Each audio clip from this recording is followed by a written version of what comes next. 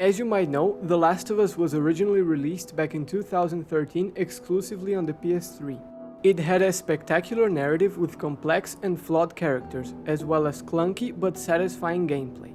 In the next year, that being 2014, the PS4 was released, and with that, Naughty Dog put out The Last of Us Remastered, a new version of the game with improved resolution and higher frame rates.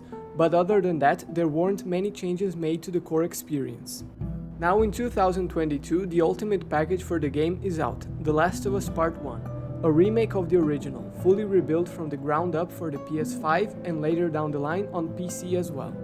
In this video, I'll be giving my opinion on this new release, mentioning some parts of the story but mainly discussing the new additions added to the game. So without further ado, let's begin. The original game is one of my favorite games of all time, and when the remake was officially announced, I was very excited to revisit this fantastic game but with modernized technology. Of course there were people complaining about the existence of this remake, calling it a cash grab. But even though I disagree, I won't be discussing the controversy in this video. The story in this game is quite simple, escorting an immune girl to the Fireflies, a rebel militia group, in an effort to make a cure to stop the cordyceps infection, but what elevates it are the memorable and complex characters. All of the cast is very well written and performed, but the true highlights are Joel and Ellie. Their relationship is the core of the franchise. They start the game barely liking each other, but over the course of the narrative, many events happen that brings them closer and closer. Unlike many other gaming protagonists, Joel is a very layered and grounded character. After the death of his daughter Sarah, he did terrible things to survive in the apocalypse alongside his partner Tess, and you see that at the start of the game he's a very broken man that lost everything he cared about. But it all changes when he meets Ellie and starts associating her with his deceased daughter as he begins to know her. It's interesting that their character development is quite opposite. At the start of the game, Ellie is an innocent girl that still views the world with hope, whereas Joel is broken and knows the world how it really is. And over the course of the game, as he gets closer to Ellie, Joel begins to realize that life is worth living. In contrast, after the horrifying events in winter with David and his crew of cannibals, Ellie gets incredibly traumatized, and you as the player notice that near the end in the spring chapter, she becomes quite distant and lost in her thoughts. What makes the ending even more impactful is that since Ellie lost all of her innocence, she's more than ever willing to sacrifice herself for a cure, hoping that it'll save humanity. But as we know, that doesn't happen, as Joel chooses to save the daughter he couldn't save in the beginning, resulting in Joel lying to Ellie about the Fireflies giving up looking for a cure, which in this game it seems she knows that's not true and tries to accept his decision, but the sequel, as we know, says otherwise.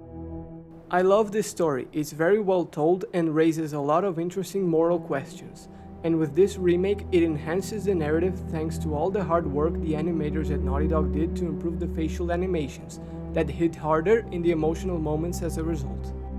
In the next segment, I'll talk about the visuals, the gameplay, as well as some comparisons to the original. The game looks beautiful. Each environment has been redesigned with an incredible level of detail that you've come to expect from Naughty Dog. The lighting received a major overhaul, reacting realistically and dramatically enhancing a scene, like in the suburbs chapter that now looks stunning thanks to that. Not to mention the new particle effects. I was particularly impressed by the blizzard when Ellie is being chased by David during the winter chapter. The character designs are to me one of the highlights. Joel and Ellie have their Part 2 models, but what impressed me the most were the improvements to the side characters. For example, in the original, Tess had a generic model and funnily enough had almost the exact same face as Maria, which had always bugged me, but now they all look more distinct and resemble their voice actors. If you look at the cutscenes, at first glance, some might think they look the same between versions, but in the original they were pre-rendered, meaning that they don't use in-game assets, instead pre-built ones made exactly for those specific moments. However, the remake utilizes real-time cutscenes, hence carrying over the in-game models. Because of that, it's cool that Joel's weapons now appear during those scenes, and when they end, there isn't an abrupt cut to black present like in the original, but rather a seamless transition to gameplay. Where the remake really shines is in the small in-game cutscenes. On PS3 and even PS4, they look very dated, with bad depth of field and lackluster lighting, for example in this one.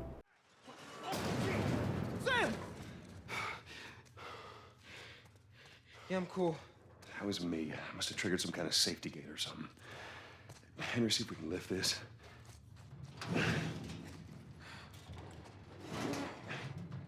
So, this is awkward. Now we need to talk about the elephant in the room, the gameplay. Before release, once again, some parts of the game were leaked. Mainly some tiny gameplay sections, and some people were angry at the lack of improvements. Keep in mind that that footage didn't look like a current build of the game. A major criticism was the absence of prone and dodging. Later, the developers confirmed that adding these mechanics meant altering significantly the level design, which they tried to maintain the same to preserve the original core experience. Having played through the remake multiple times, I can honestly say that I didn't miss the dodge mechanic, since to me it was an annoying feature in part 2, where enemies didn't react to your punches since they kept attacking, forcing you to dodge constantly. Thankfully, in part 1, you can face your enemies in a brawl without having to worry about dodging. Sometimes a counter prompt will appear, but it's very rare and doesn't interrupt the flow of combat. The ability to go prone would have been nice, since it adds a new mechanic to enhance stealth, but I understand Naughty Dog's decision. Like I said previously, the level design for the most part hasn't been changed, but for some reason some levels feel bigger, like the financial district for example, where the main area seems larger. One of the few changes made to the levels are some interiors, like during the suburbs chapter where the layout of every house is completely different, which is a neat change. I've always liked the enemy encounters and their occurrence.